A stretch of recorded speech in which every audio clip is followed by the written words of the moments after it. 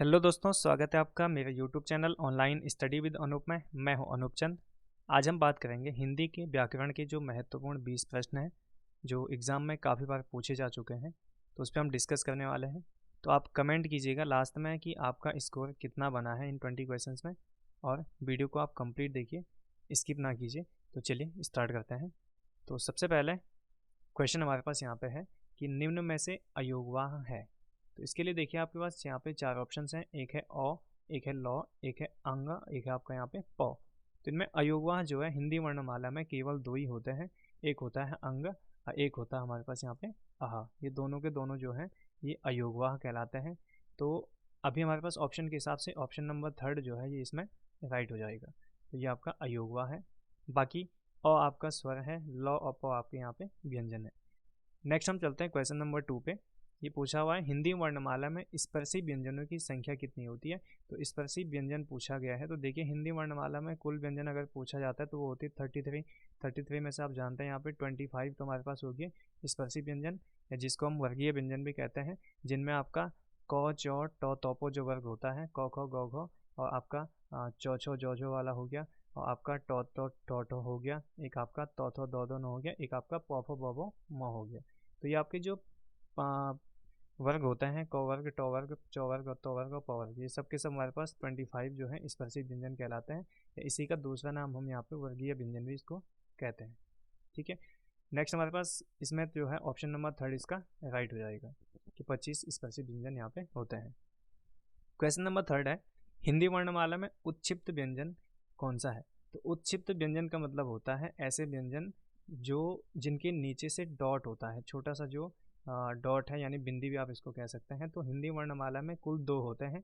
एक होता है आपका ये, और एक होता है हमारे पास यहाँ पे ये डॉ के नीचे। तो यहाँ पे देखेंगे तो ऑप्शन नंबर फर्स्ट नहीं है, सेकंड हमारे पास नहीं है, थर्ड यहाँ पे है बट इसमें बिंदी नहीं है। तो जो ऑप्शन नंबर डी इसमें होगा ये राइट हो जाएगा। तो ये हमारे पास यहाँ पे इसका सही आंसर है। बाकी छ को आप जानते हैं ये संयुक्त व्यंजन है। श भी आपका यहाँ पे जो आता है ये भी हमारे पास यहाँ पे श श हो जो होते हैं ये आपके ओस में व्यंजन होता है, और ड आपका जो है यहाँ पे जो स्पर्श व्यंजन होता है ये इसमें आ जाएगा। तो इसका ऑप्शन नंबर 4 सही हो जाएगा। उत्क्षिप्त व्यंजन इसमें हिंदी का ये अड़ो है। इसी तरीके से क्वेश्चन नंबर 4 है हिंदी वर्णमाला में द्विगुण व्यंजन होता है, या द्विगुण व्यंजन कौन सा है वो हमें यहाँ पे छांटना है। तो देखिए ऑप्शन नंबर ए यहाँ पे है, जो कि द्विगुण व्यंजन यानी ऐसे व्यंजन जिनके गुण 2 होते हैं, या 2 गुण जो दिखाते हैं उनको हम द्विगुण व्यंजन कहते हैं। जैसे हम यहाँ पे देखें ऑप्शन नंबर ए को, हिंदी वर्णमाला में एक हम इस तरीके से लिखते हैं टॉट हो डॉट हो ये वाला, और एक हम यहाँ पे इसको ऐसे लिखते हैं, ये ऐसे इसके नीचे से बिंदी आ जाएगी। तो ये 2 हैं, 2 गुण दिखाते हैं। तो एक तो आपका ये यहाँ पे राइट हो जाएगा। इसी तरीके से 100 को देखें तो 100 आपका यहाँ पे ऊष्म व्यंजन है। बाकी यहाँ पे डॉ जो है इसको भी हम देखें अड़ो, इसके नीचे भी बिंदी लगी हुई, तो ये भी आपका सही हो जाएगा। तो ऑप्शन के हिसाब से देखें तो जो ऑप्शन नंबर 4 हमारे पास यहाँ पे है, तो ये हमारे पास यहाँ पे राइट हो जाएगा। तो हिंदी वर्णमाला में केवल 2 ही द्विगुण व्यंजन होते हैं। एक होता है आपका यहाँ पे ये डॉट, और एक होता है डॉ के नीचे ये डॉट। तो ये जो बिंदी होती है इन्हीं को हम उत्क्षिप्त व्यंजन नाम भी देते हैं। तो ये 2 आपके राइट हो जाएंगे। तो ऑप्शन नंबर 4 इसका सही हो जाएगा।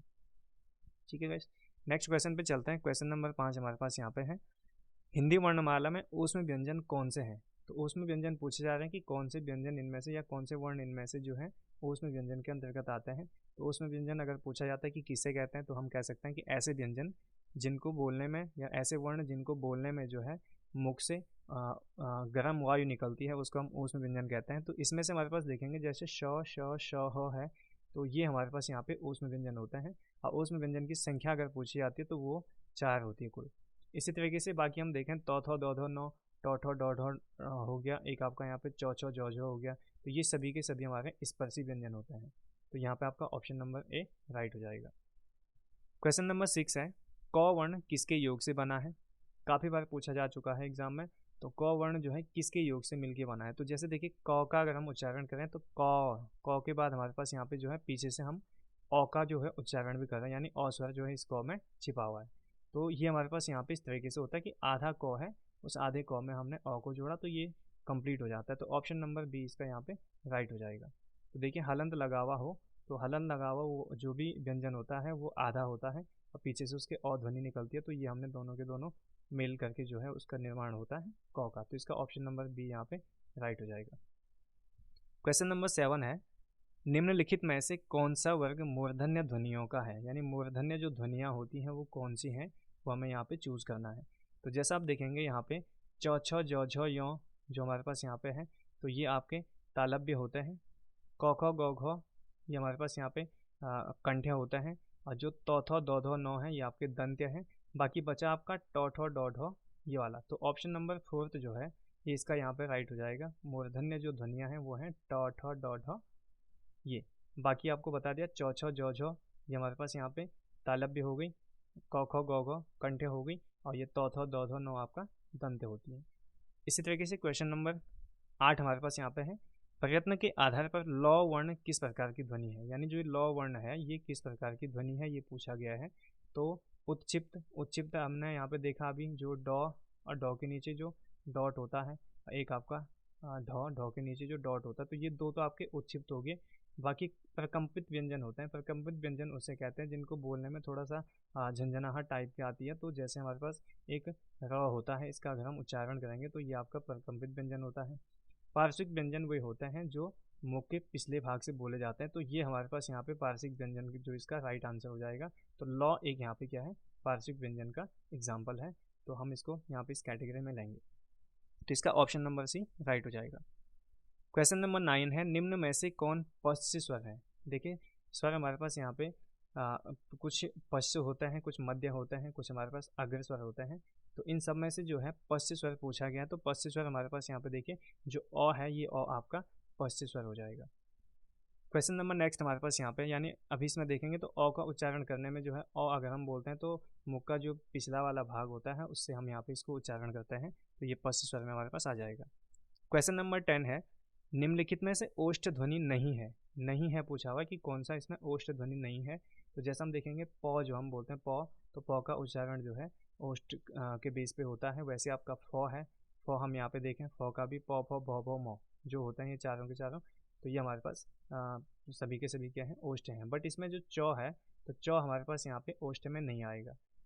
ठीक है, तो इसका ऑप्शन नंबर सी जो है राइट हो जाएगा।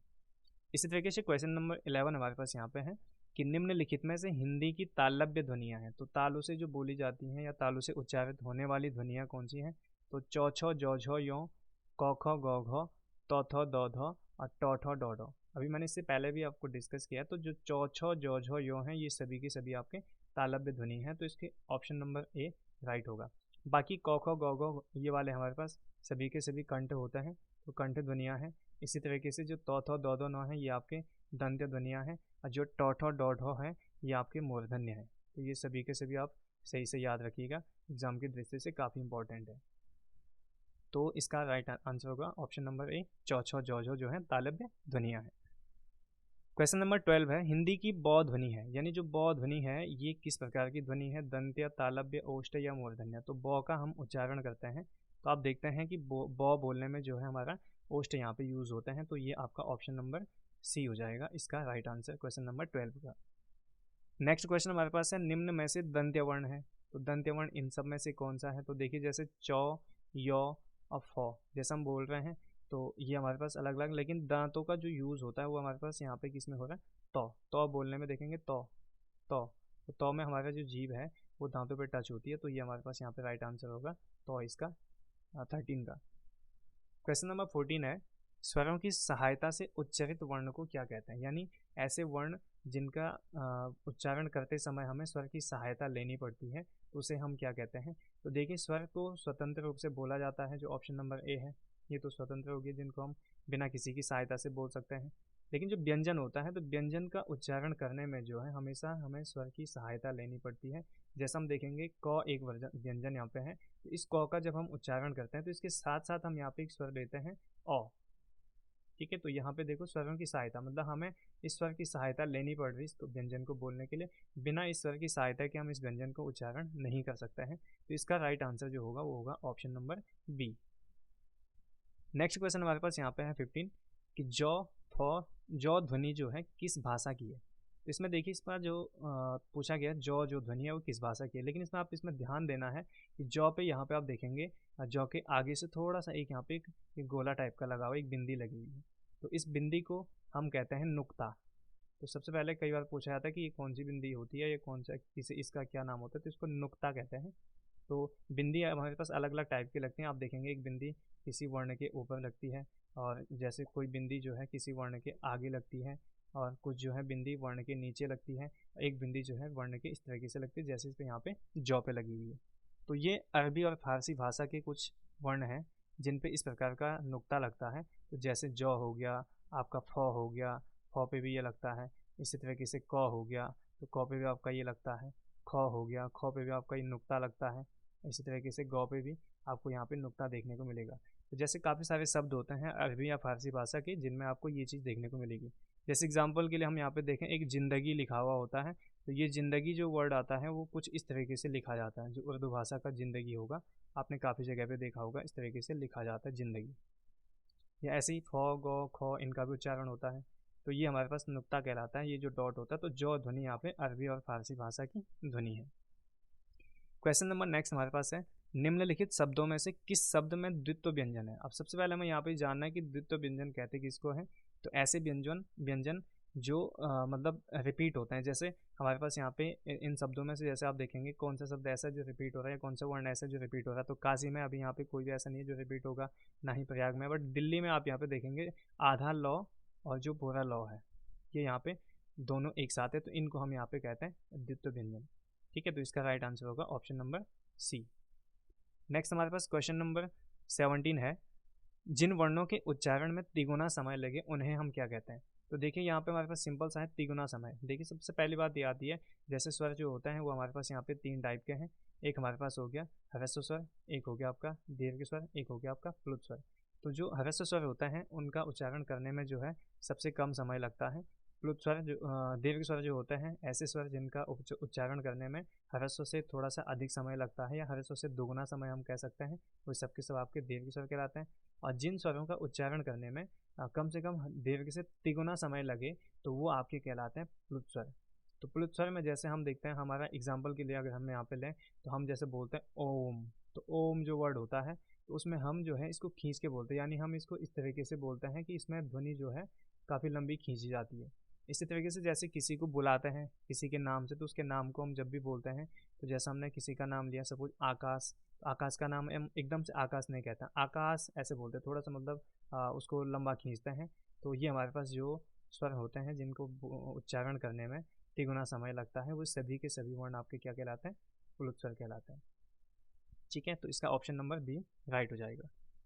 इसके बाद हमारे पास आता है 18वां क्वेश्चन, भाषा की सबसे छोटी इकाई किसे कहते हैं। तो भाषा की सबसे छोटी इकाई यहाँ पे पूछी हुई है। तो भाषा की सबसे छोटी इकाई जो होती है वो क्या होती है, वर्ण या ध्वनि होती है। तो इसका राइट आंसर हो जाएगा ऑप्शन नंबर बी। 19 क्वेश्चन हमारे पास यहाँ पे है, निम्न में से पंचमाक्षर है। तो पंचमाक्षर किसे कहते हैं, पंचमाक्षर हो या आप इसी को एक नाम कह सकते हैं नासिक्य, नासिक्य व्यंजन भी हम इनको कहते हैं। या इसी तरीके से इसका जो अगला नाम होता है वो हम यहाँ पे इसको अनुनासिक भी कह सकते हैं। तो अभी थोड़ा लिखने में जो है यहाँ पे मैं माउस से थोड़ा जल्दी नहीं लिखा जा रहा, तो आप मैनेज कर दीजिएगा।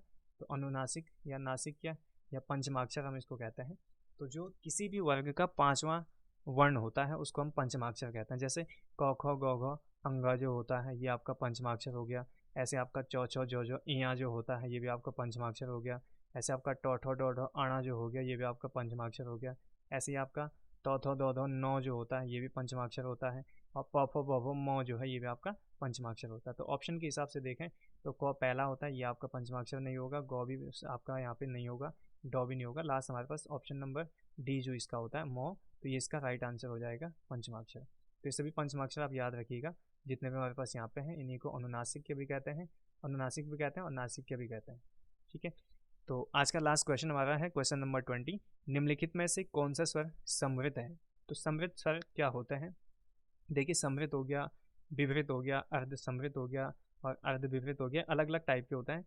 तो इसमें हम कह सकते हैं कि ऐसे स्वर जिनको बोलने में जो है मुख मतलब जो आपका मुंह होता है वो मुंह ना तो ज़्यादा खुला रहता है ना ही बंद रहता है, मतलब ना के समान खुला हुआ हम इसको कह सकते हैं।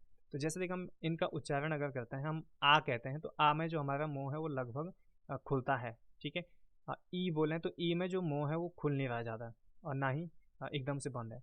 ए भी देखें, ए में भी आपका ज़्यादा मुंह खुलता है। बाकी अ देखें तो अ भी हमारे पास मुंह खुल रहा है। बट यहाँ पे ई जो है तो ई हम लेते हैं समृद्ध स्वर में, क्योंकि ई बोलते समय जो है हमारा मुंह कम खुलता है। तो ये था हमारे आज के 20 क्वेश्चंस। तो आपका कमेंट आप कमेंट कीजिएगा कि आपका स्कोर कितना बना है इन 20 क्वेश्चंस में से। आप प्लस जो है अभी आप अगर इसी तरीके की वीडियोस डेली पाना चाहते हैं तो चैनल को आप सब्सक्राइब कीजिए। वीडियो आपको कैसे लगी कमेंट कीजिएगा, दोस्तों के साथ शेयर करना ना भूलें। और इतनी मेहनत से मैंने ये वीडियो यहाँ पे बनाया है तो उसके लिए एक लाइक तो बनता है, और शेयर करना ना भूलें। Thank you so much.